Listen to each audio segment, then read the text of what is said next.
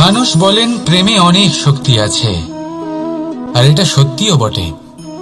প্রেমে এতটাই শক্তি থাকে যে শত্রুতার বড় বড় স্তম্ভকেও এত সহজে ফেলে দিতে পারে।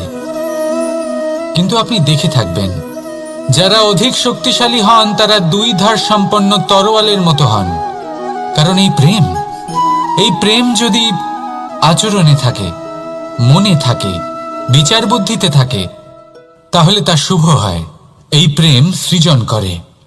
কিন্তু প্রেম যদি ব্যবসার অঙ্গ হয়, যদি এই প্রেমের ব্যবহার নিজের স্বার্থ, নিজের অহংকারের জন্য করা হয়, তাহলে তা সংসারের বিনাশ ঘটাতে পারে। রাধা প্রেমের ব্যবহার করেছে শাম্বের কারণে, আর শাম্ব সেই প্রেমের ব্যবহার করেছে নিজের অহংকার, নিজের স্বার্থ সিদ্ধির জন্য। শেষ পর্যন্ত ক্ষতি শাম্বের হলো না, হলো প্রেমের। তাই মনের মধ্যে প্রেম ভাব অবশ্যই রাখুন, নিজের আচরণেও প্রেম ভাব বজায় রাখুন, কিন্তু সতর্কও থাকবেন আপনার এই প্রেম, একে নিয়ে কেউ ব্যবসা না করে ফেলেন। আসুন আর এই ভালোবাসার সাথেই বলুন, রাধা রাধা। সত্য, এই সত্য আসলে কি? কেউ বলবেন যা অসত্য নয় তাই হলো সত্য, কেউ বলবেন সেটা যার ভিত্তিতে আমরা বেঁচে আছি তাই হলো সত্য। কিন্তু সত্য আসলে কি? তার থেকেও বেশি গুরুত্বপূর্ণ হলো এটা বুঝতে পারা যে সত্যের ব্যবহার কিভাবে করা উচিত। যদি আপনার কাছে সত্য থাকে বা আপনি সত্য জেনে থাকেন আর আপনি তার ব্যবহার করেন, সদ্ব্যবহার করেন সংসারের জন্য, তাহলে আপনি এই সমস্ত সংসারের অনেক ঊর্ধ্বে চলে যাবেন। কিন্তু যদি আপনি সত্য জানেন আর তার দুর্ব্যবহার করেন, তাহলে আপনি সমস্ত সংসারের পক্ষে ক্ষতিকারক হয়ে উঠতে পারেন।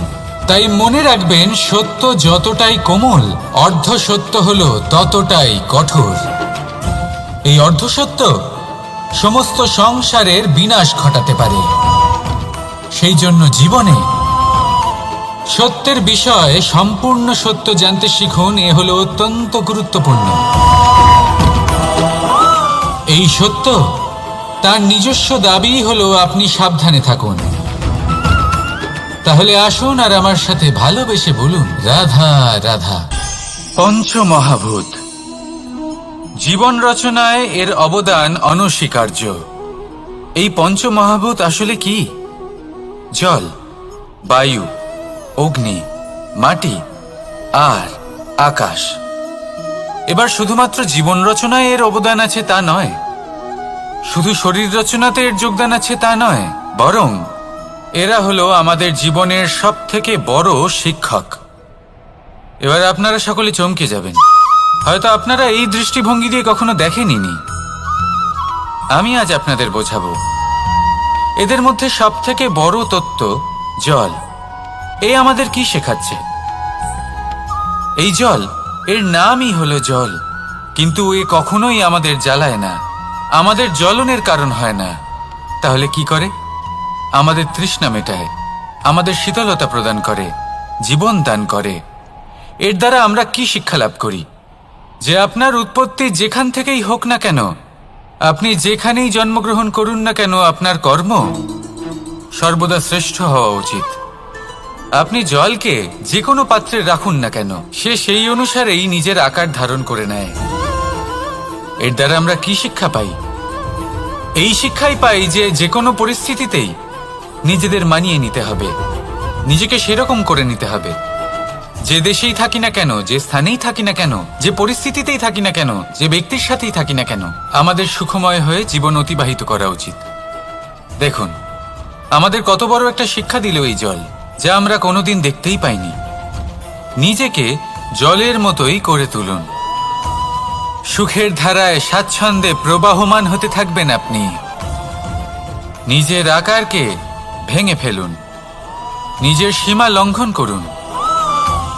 আপনি অবশ্যই একদিন মহানুভবতা অনুভব করবেন। তাহলে আসুন আর আমার সাথে ভালোবেসে বলুন, রাধা রাধা। জীবনের পঞ্চমহাভূতের দ্বিতীয় তত্ত্ব হল মাটি, ভূমি, ধরা। যে ধারণ করে, যা আমাদের সকলকে ধারণ করে, ভালো হোক বা মন্দ, নিজের কর্তব্য পালন করে। আর এটাই শিক্ষা আমাদের জন্য।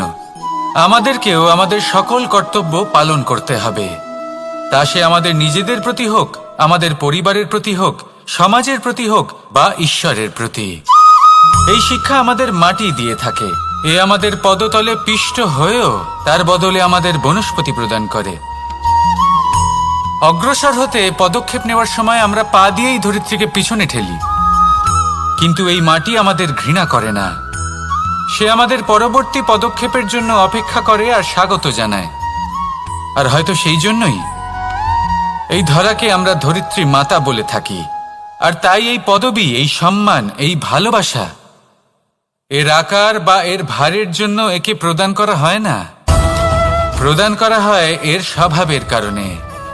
আপনিও যদি ধরিত্রীর মতো হতে পারেন, যদি আপনিও নিজের সকল কর্তব্য পালন করেন, বিশ্বাসের সাথে তা স্বীকার করে নিতে পারেন, যদি অন্য কারোর সাফল্যেও আপনি প্রসন্ন হতে শিখতে পারেন, যদি আপনি একটু কষ্ট সহ্য করে অন্য কাউকে প্রসন্নতা প্রদান বা অন্য কাউকে সেবা করতে পারেন, তাহলে আপনিও মাটির মতোই মহান হয়ে উঠতে পারবেন।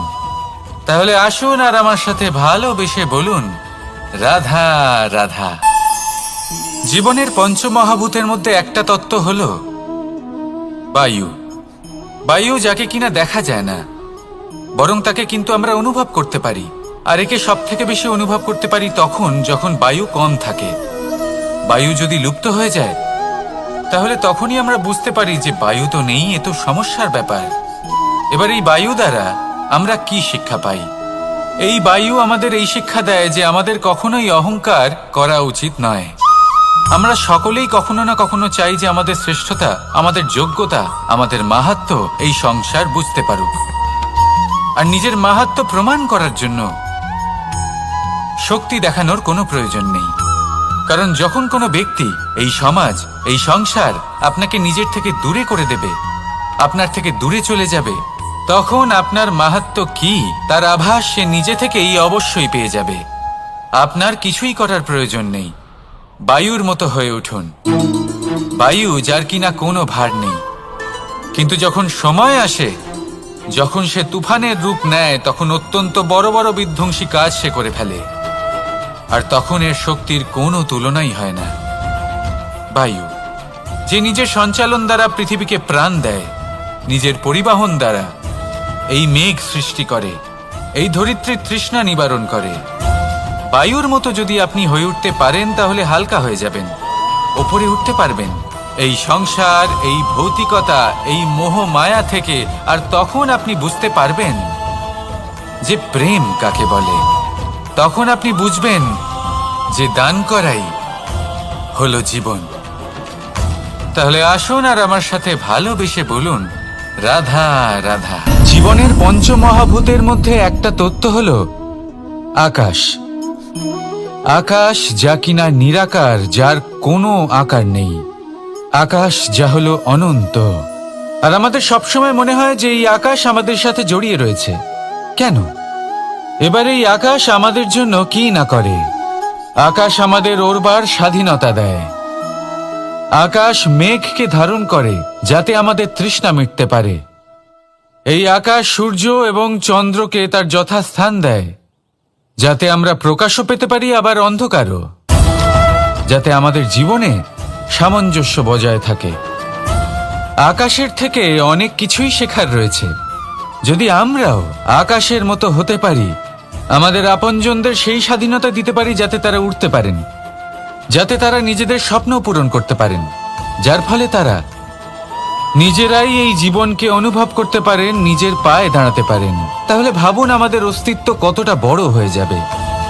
যদি আপনি আকাশের মতো হতে পারেন, তাহলে আপনিও আকাশের মতোই অনন্ত হয়ে উঠবেন। তাহলে আসুন আর আমার সাথে ভালোবেসে বলুন, রাধা। পঞ্চমহাতত্ত্ব, পঞ্চমহাভূত, এদের বিষয়ে আমি আপনাদের সবকিছুই বলে দিয়েছি। কেন? এরা আমাদের জীবনের সব থেকে বড় শিক্ষক। আর এদের থেকে আমরা কি শিক্ষা পাই? নিশ্চিত রূপে এই পঞ্চমহাতত্ত্ব আমাদের দেহের নির্মাণ করে, কিন্তু একটা ষষ্ঠ মহাতত্ত্ব রয়েছে, এমন এক তত্ত্ব যার না কোনো ভার আছে না কোনো পরিমাণ আছে, কিন্তু তা হলো অত্যন্ত গুরুত্বপূর্ণ। ভাবনা। কেউ একে আত্মা বলে, কেউ একে বিবেক বলে, কেউ একে প্রাণ বলে, আর কেউ বলে চেতনা। এবার এই চেতনা যখন পঞ্চমহাতত্ত্বের সাথে জুড়ে যায়, এক হয়ে যায়, তখন মানুষের জীবনের নির্মাণ হয়। এবার আপনার দেহের নির্মাণ জন্ম থেকেই পঞ্চমহাতত্ত্ব করে দেয়, কিন্তু এই ভাবনা, এই চেতনা, একে আপনি নিজেই এগিয়ে নিয়ে যেতে পারেন। একে দিশা দেখাতে হবে, এর বিকাশ আপনাকেই করতে হবে। কিভাবে, তা আপনার ওপর নির্ভর করছে। আপনি এর সদ্ব্যবহারও করতে পারেন, দুর্ব্যবহারও করতে পারেন। এমন এক দিশা দিতে পারেন, এমন সদ্ব্যবহার করতে পারেন যে আপনি নিজেই কোনোদিন ভগবত গীতার জ্ঞান দিলেন। এমন দুর্ব্যবহার করতে পারেন, এমন দিশাও দিতে পারেন যে আপনি হয়তো শকুনের মতোই মহাভারত রচনা করলেন। এই চয়ন আপনারই। শুধু এই চেতনার শুদ্ধতার দিকে বিশেষ নজর রাখতে হবে। যদি এই চেতনা শুদ্ধ হয় তাহলে প্রেম থাকবে, আর যদি এই চেতনা অশুদ্ধ হয় তাহলে বিদ্বেষ হবে। আর আমার মতে সুখ এবং শান্তি প্রেমের দ্বারাই লাভ হবে, বিদ্বেষ দ্বারা নয়। তাহলে আসুন আর আমার সাথে ভালোবেসে বলুন, রাধা রাধা।